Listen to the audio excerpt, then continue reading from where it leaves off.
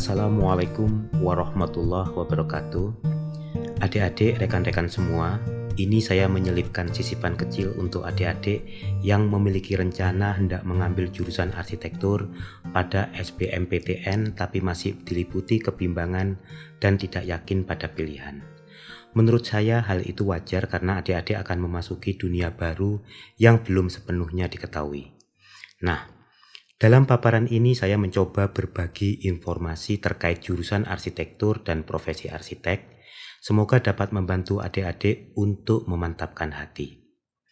Saya dulu belajar di jurusan arsitektur ITS Surabaya. Waktu itu ujian masuk perguruan tinggi namanya UMPTN. Kebetulan ITS Surabaya pilihan pertama saya waktu itu. Sekarang, saya sudah menjalani profesi arsitek lebih dari 20 tahun, memiliki biro arsitektur kecil, merancang beberapa pekerjaan swasta maupun pemerintah, di Jakarta maupun luar Jawa dan 1-2 di luar negeri. Saya aktif di Asosiasi Profesi Arsitek Ikatan Arsitek Indonesia dan juga membantu berbagai pihak dalam aktivitas kemanusiaan khususnya yang terkait arsitektur. Sedikit latar belakang ini perlu saya kemukakan sebagai gambaran bahwa apa yang akan saya kemukakan berdasarkan suatu pengetahuan, pengalaman, dan hikmah yang saya peroleh dari perjalanan sejauh ini.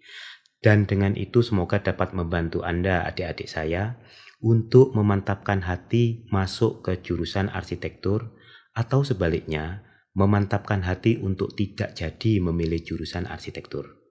Pilihan yang manapun itu, saya berharap itu adalah yang terbaik bagi adik-adik semua. Paparan seperti yang akan saya sampaikan ini sudah beberapa kali saya sampaikan kepada para mahasiswa atau siswa sekolah menengah yang datang berkunjung ke kantor Ikatan Arsitek Indonesia, atau beberapa kesempatan saya mendatangi sekolah mereka. Untuk memberi gambaran seperti apa profesi arsitek itu. Baik, kita mulai. Adik-adik, bila kita memilih jurusan arsitektur maka tujuannya adalah untuk menjadi arsitek. Itu yang utama.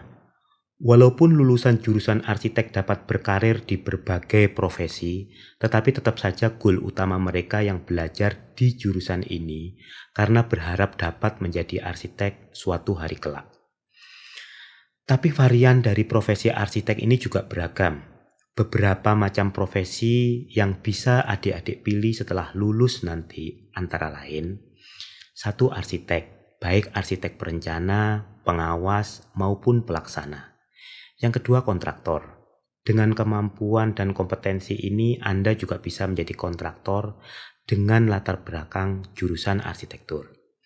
Yang ketiga dosen arsitektur, kemudian juga bisa menjadi developer, desainer interior, desainer lanskap, perencana tata kota, perancang kota, peneliti arsitektur, juga ASN.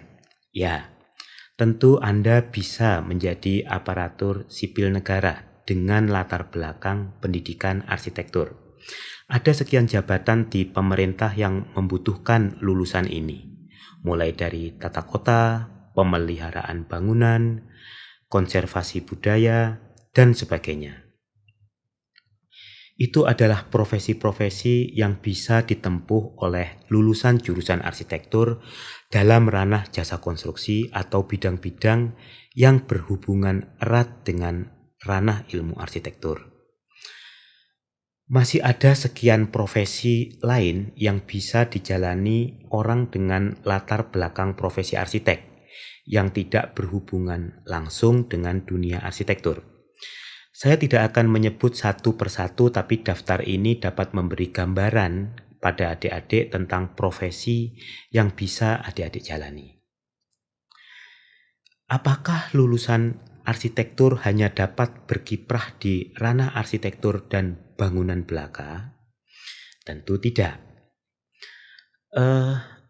Bahkan dengan pendidikan arsitektur, adik-adik juga berpotensi untuk sukses di bidang-bidang lain mengingat ketika Anda menjalani pendidikan di jurusan arsitektur, sadar atau tidak Anda sedang digembleng dengan suatu metode belajar mengajar yang unik sehingga dapat meningkatkan kapasitas pribadi Anda.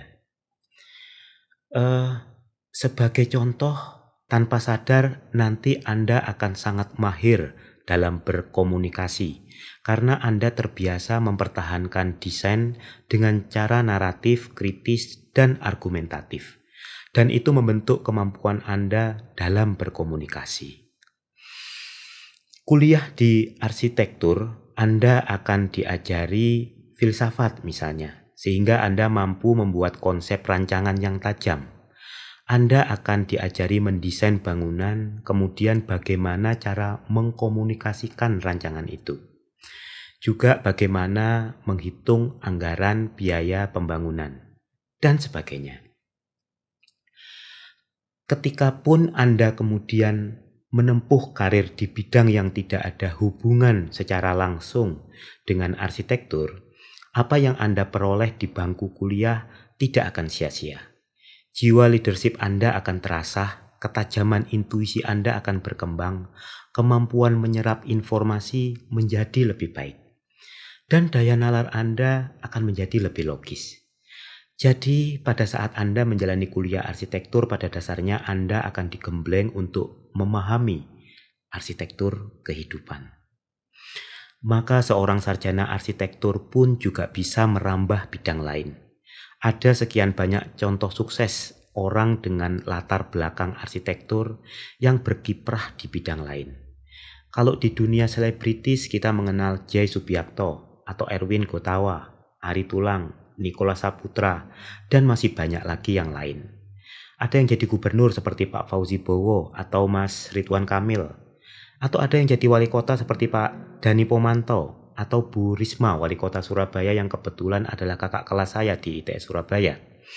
Ada juga yang menjadi kiai seperti Gus Solahuddin Wahid, pengasuh pondok pesantren Tebu Ireng Jombang. Dan ada pula yang jadi presiden, yaitu Bung Karno. Di luar negeri lebih banyak lagi public figure yang berlatar belakang arsitektur. Kalau Anda pernah mendengar grup musik Pink Floyd, grup musik dengan album terlaris sepanjang zaman itu, 5 anggotanya bertemu ketika kuliah arsitektur. Selain itu, saya masih bisa menderetkan sekian nama lagi seperti misalnya Ice Cube, Seal, Jimmy Stewart, Art Garfunkel, Thomas Hardy, Benjamin Netanyahu, Thomas Jefferson, Presiden ketiga Amerika itu, Samuel L. Jackson, Courtney Cox, dan kalau suka film India ada Aishwarya Rai. Jadi jangan khawatirkan masa depan Anda. Kita memang ingin menjadi arsitek ketika kuliah jurusan arsitektur dan itu kita perjuangkan. Tapi bila Tuhan menunjukkan sesuatu yang lain maka kita juga bisa sukses dengan bekal ilmu arsitektur kita. Yang penting adalah kita menjalaninya sungguh-sungguh.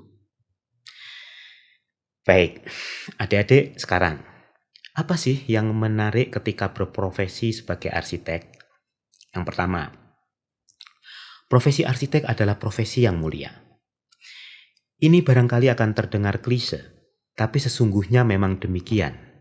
Anda berpikir siang malam bagaimana pengguna Anda dapat nyaman beraktivitas dalam karya yang sedang Anda rancang. Setiap detik, jam, waktu yang Anda dedikasikan adalah ibadah. Setiap garis yang Anda coretkan adalah pengabdian. Ketika Anda melakukannya, Anda sama sekali tidak berpikir keuntungan yang akan Anda peroleh dari kesungguh-sungguhan itu. Anda ikhlas melakukannya. Dan itu suatu perbuatan yang sungguh mulia. Karena poin pertama, maka profesi ini dipersepsi baik oleh masyarakat. Kata Robert Osborne, dengan arsitek Anda akan dapati sebuah gambaran seorang yang tidak tercela sebagaimana pengacara, hakim, dan bahkan dokter. Ini bukan kata-kata saya, tapi seorang penulis, penyiar, dan aktor Amerika. Tapi memang profesi lain banyak dipersepsi jelek hari-hari ini. Oleh karena itu, seorang jurnalis pemenang Pulitzer, Chris Hedges, bilang bahwa kita sekarang hidup di mana dokter merusak kesehatan, pengacara merusak keadilan, universitas merusak pengetahuan, jurnalis merusak informasi, dan bankir merusak ekonomi. Dan arsitek tetap dianggap terhormat dengan segala kondisinya. Di samping itu, profesi arsitek adalah di antara profesi yang sangat populer. Anda coba perhatikan hari ini iklan-iklan di televisi, banyak sekali yang menjadikan arsitek sebagai gambaran profesi. Profesi yang diinginkan, profesi yang mudah untuk diimajinasi. Bahkan anak kecil pun bila ditanya kalau sudah besar mau jadi apa, jawabannya yang sering terdengar adalah arsitek, di samping dokter dan pilot. Contoh yang lain lagi, Anda perhatikan film-film terkenal. Banyak sekali yang menggunakan profesi arsitek sebagai latar belakang pemeran utamanya. Saya iseng-iseng mendata. Anda perhatikan. Banyak sekali aktor, aktris yang memerankan profesi arsitek akhir-akhir ini. Keanu Reeves, Adam Sandler, Luke Wilson, dan sebagainya. Mengapa gambaran profesi arsitek menarik seperti yang dibilang Robert Osborne tadi? Karena arsitek adalah profesi yang masih memiliki martabat. Sebagaimana Osborne kemudian bilang, ada sangat-sangat sedikit profesi yang masih memiliki jiwa heroik. Dan arsitek adalah salah satu dari yang sedikit itu. Jika seorang arsitek selalu melakukan pekerjaannya dengan sepenuh hati, kata Osborne, itu karena mereka sangat berkomitmen pada apa yang mereka lakukan. Dan itu adalah hal yang terhormat. Ini salah satu profesi terakhir yang masih bersifat kesatria. Osborne bukanlah arsitek, dia adalah penulis yang dihormati di Amerika. Tentu dia menilai arsitek setinggi itu karena pengamatannya selama karirnya sebagai penulis dan jurnalis. Maka jangan heran bila ini adalah profesi impian banyak orang. Brad Pitt yang sudah sukses sebagai bintang film pun masih terngiang pada hasratnya pada profesi arsitek. Dan Brad Pitt tidak sendirian. Presiden Amerika Bill Clinton pernah berkata, "If I had another life to live, I'd be an architect." Juga tokoh-tokoh lain yang bermimpi menjadi arsitek tapi tidak kesampaian. Ini adalah profesi yang mengasihkan. Kalau Tuhan berharap kita sebagai makhluk meniru sifat-sifatnya, maka pada profesi ini Anda bisa meniru sifat Tuhan untuk mencipta. Sesuatu yang belum ada menjadi ada. Anda dapat peluang untuk membuat sebuah keluarga bahagia karena mendapatkan rumah yang nyaman didiami dan sarana mereka untuk menuju keluarga sakinah mawaddah warahmah. Selanjutnya, dengan menjadi arsitek, Anda memiliki potensi untuk berkontribusi lebih kepada peradaban. Karena hasil karya Anda akan melaju melewati zaman ketika Anda sendiri sudah tidak ada. Dia akan mengabarkan pesan yang Anda torehkan pada bangunan kepada generasi berikutnya, berabad-abad setelah Anda tiada. Coba kalau Anda belajar peradaban manapun, apa yang Anda pelajari? Karya arsitekturnya. Anda belajar peradaban Mesir melihat karya piramid. Anda mempelajari peradaban Cina, Anda akan lihat Forbidden City. Anda belajar Mataram kuno, Anda akan lihat Borobudur. Demikian seterusnya. Sebagai sebuah peninggalan sejarah, arsitektur memiliki kelebihan yang tidak dimiliki oleh karya budaya yang lainnya, yaitu usia yang panjang dan kemampuan menjadi wadah. Arsitektur adalah kontainer peradaban. Di sana diwadahi berbagai seni dan budaya lain yang tidak mampu melewati ganasnya waktu. Kita bisa belajar seni tari dari zaman lampau dari karya arsitektur. Kita bisa belajar adat istiadat suatu tradisi dari arsitekturnya. Kita belajar seni sastra, kita lihat pada peninggalan arsitektur. Arsitektur adalah pelindung bagi karya peradaban yang lainnya. Oleh karena itu, salah satu hal yang dijanjikan oleh profesi arsitek adalah keabadian. Nama Anda akan terukir pada karya Anda walau Anda sudah tiada. Nanti anak Anda akan mengenangnya, cucu Anda akan membanggakannya. Dan orang-orang yang tidak kenal Anda berabad-abad sesudah Anda tiada, tetap mengucapkan nama Anda seperti halnya Le Corbusier saat ini disebut, seperti Imhotep saat ini disebut, walau sudah meninggal hampir 5.000 tahun yang lalu. Alasan berikutnya yang mendorong Anda memilih jurusan arsitektur adalah ketenaran. Nama Anda akan terkerek tinggi sejajar dengan popularitas bangunan yang Anda rancang. Ketika bicara Menara Eiffel, orang akan bicara siapa sih arsiteknya. Ketika bicara Masjid Istiqlal, orang selalu menyebut F. Silaban sebagai arsiteknya. Ketika bicara Museum Guggenheim Bilbo, orang akan langsung ingat Frank Gehry arsiteknya. Begitulah, Anda memiliki peluang besar terkenal dengan menjadi arsitek. Dan karenanya, dengan menjadi arsitek, status sosial Anda juga akan naik. Setelah itu, uang dan gaya hidup adalah efek berikutnya. Dengan menjadi arsitek terkenal, maka klien akan antri mendapatkan jasa Anda. Dan karenanya harga jasa Anda akan ikut hukum pasar semakin mahal.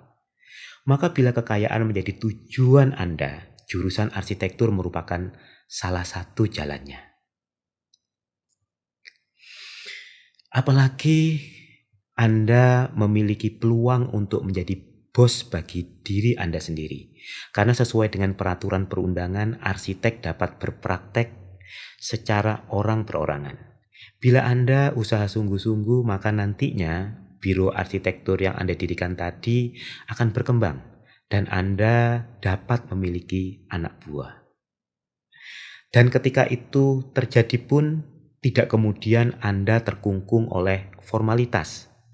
Bagaimana gaya Anda bekerja sesuai dengan yang Anda inginkan? Apakah Anda ingin tampil klimis dan selalu bergaya? Silakan. Apakah ingin tampilan aneh yang nyentrik? Silakan. Kenapa? Karena Anda arsitek. Masyarakat sudah memaklumi Anda dengan tampilan apapun karena Anda arsitek. Maka arsitek bukanlah pekerjaan, tetapi gaya hidup. Maka dengan menjadi arsitek, Anda juga dapat kebebasan berkreasi dan berekspresi dengan tanpa batas masa kerja. Artinya kalau mau Anda bisa berkarya sampai ajal menjemput. Betapa indahnya. Hari-hari selalu penuh antusias untuk berkarya, tidak ada waktu untuk linglung karena telah pensiun. Saya menyaksikan sendiri meja kerja Pak Han awal masih penuh berkas pekerjaan ketika sore hari beliau meninggal. Louis Kahn meninggal dunia sepulang dari kunjungan proyek. Zaha Hadid meninggal ketika proyek sedang banyak-banyak di studionya. Arsitek berkarya yang artinya beribadah sampai detik terakhir nafas di kandung badan. Atau bila Anda ingin sesuatu yang lebih bermakna karena sesuai dengan teori Maslow, Anda sudah berada di piramida puncak, maka Anda bisa mendapatkan kepuasan batin dan aktualisasi diri melalui jalur profesi ini. Ya, Anda akan merasakan nikmatnya menghasilkan suatu karya. Saya tidak bisa menggambarkan dengan kata-kata rasa ini. Tapi nanti Anda akan merasakan kebahagiaan ini bila berhasil mewujudkan karya arsitektur Anda dengan baik. Dan bila semua tujuan itu Anda anggap terlalu duniawi, maka pada profesi ini pun Anda memiliki peluang untuk berbuat mulia, yaitu kesempatan untuk menolong orang, untuk membuat hidup orang atau kelompok orang lebih baik dengan karya Anda. Baik, itu sederetan hal-hal positif yang dapat memperteguh Anda memilih jurusan arsitektur. Oke, untuk menyeimbangkan ada baiknya saya menyebutkan sisi sebaliknya, yaitu hal-hal yang barangkali akan membuat Anda berpikir dua kali untuk menempuh profesi arsitek. Yang pertama, profesi ini berpotensi menyita waktu Anda terlalu banyak karena seperti sering saya sampaikan, mendesain adalah pekerjaan yang time consuming, menyita waktu. Anda akan sering begadang untuk menyelesaikan tugas-tugas kuliah. Bahkan akan sangat sedikit waktu untuk mengerjakan hal-hal lain. Siap-siap ya, barangkali jatah apel malam minggu juga sering terkooptasi dengan ini. Dan ini nanti akan berlanjut ketika Anda bekerja. Masih akan seperti itu. Waktu Anda akan banyak habis di studio atau di biro arsitektur. siap-siap didemo istri dan anak-anak Anda. Dan kemudian waktu kerja yang demikian panjang tadi tidak selamanya tergambar dalam penghasilan Anda. Berbagai proyek arsitektur yang Anda kerjakan bisa jadi tidak sepadan antara usaha dan hasil. Ini bila kita memaknai kata hasil ini dengan uang. Maka menempuh jurusan arsitektur, Anda memiliki resiko keuangan yang lebih besar. Pada masa kuliah Anda harus mengeluarkan dana lebih untuk membeli kertas, alat gambar, meja gambar. Komputer yang dibutuhkan pun spesifikasinya tidak bisa seperti spek anak jurusan sebelah. Atau kalau tidak, program CAD atau render kita tidak akan jalan. Demikian juga pada saat bekerja. Permasalahannya juga sama. Apabila kita menginjak dunia kerja, proposal arsitektur yang kita susun belum tentu berhasil menjadi proyek. Padahal biaya cukup besar diperlukan untuk menyusun proposal tadi. Faktor negatif berikutnya adalah kompetisi yang sangat ketat. Kalau dari angka-angka statistik, sepertinya jumlah arsitek di Indonesia masih sedikit dibandingkan jumlah penduduk, yaitu 12.000 dibanding 270 juta penduduk. Tetapi nyatanya jumlah penduduk yang demikian besar bukanlah gambaran kondisi peluang pekerjaan yang ada. Maka saya bilang kompetisi di dunia arsitektur saat ini cukup ketat kalau Anda tidak memiliki daya juang yang cukup. Karena itu, waktunya untuk berpikir ulang. Ditambah lagi kenyataan bahwa apresiasi masyarakat terhadap sebuah karya arsitektur juga rendah. Maka karya kita dengan mudah akan ditiru orang lain tanpa kita memiliki perlindungan yang cukup akan hak kekayaan intelektual kita itu. Penghargaan masyarakat yang rendah ini juga berakibat kepada honor yang kita terima atas suatu penugasan. Berbeda dengan bidang kesehatan, di mana masyarakat mau membayar mahal untuk sembuh, maka masyarakat akan mencak-mencak bila kita tagih jasa layanan yang cukup tinggi. Karenanya gaji arsitek juga cenderung kecil bila dibanding dengan fresh graduate yang lain. Kalau di masyarakat kita mudah dikadali, di kalangan kolega sesama arsitek pun kita mudah menjadi objek cemburu, iri, dan dengki. Bila kita berkarya akan selalu ada cemoohan dari arsitek lain. Kritik ini, kritik itu. Bila kita tidak cukup berketeguhan hati, maka ini adalah faktor yang bisa membuat Anda tidak memilih jurusan arsitektur. Barangkali di bidang lain juga ada hal ini, tapi di arsitektur anginnya lebih kencang. Nah, itu beberapa hal negatif yang perlu Anda pertimbangkan. Tentu kalau saya sendiri memiliki penawar untuk mengatasi hal tersebut. Tetapi Anda sebagai siswa-siswa yang hendak memilih jurusan, timbang masa-masa hal itu. Saya sudah menyajikan terbuka untuk adik-adik, silahkan mempertimbangkan, silahkan memilih. Oke, saya sudah menyampaikan sisi positif, sisi negatif dari jurusan arsitektur atau profesi arsitek. Berikutnya sebelum Anda menjatuhkan pilihan, saya perlu mengingatkan hal berikut. Ini adalah hal-hal yang biasanya disarankan untuk Anda lakukan ketika Anda hendak memilih sebuah jurusan. Tapi sebetulnya hal ini dapat menjebak Anda karena hal ini kurang tepat. Hal kurang tepat yang pertama, bahwa untuk mengambil jurusan arsitektur Anda harus pandai menggambar. Ini bisa iya tapi tidak harus. Saya bisa memberi contoh sekian arsitek paling terkenal di dunia dengan hasil sketsanya. Itu bukan sketsa anak TK loh. Coba Anda lihat hasil sketsa itu ketika sudah terbangun.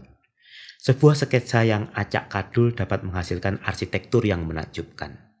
Dengan melihat sketsa-sketsa itu barangkali Anda sekarang akan langsung percaya diri untuk masuk jurusan arsitektur. Pertama, arsitek bukanlah seniman murni atau pelukis sekelas Leonardo da Vinci. Arsitektur adalah gabungan ilmu keteknikan dan seni keindahan. Dan kedua, jangan khawatir. Nanti di perkuliahan awal Anda akan diajari menggambar arsitektur. Jadi itu bisa dilatih. Dan bisa jadi loh sebetulnya Anda memiliki bakat menggambar tapi selama ini belum terasah. Nah, di sini kita akan diasah.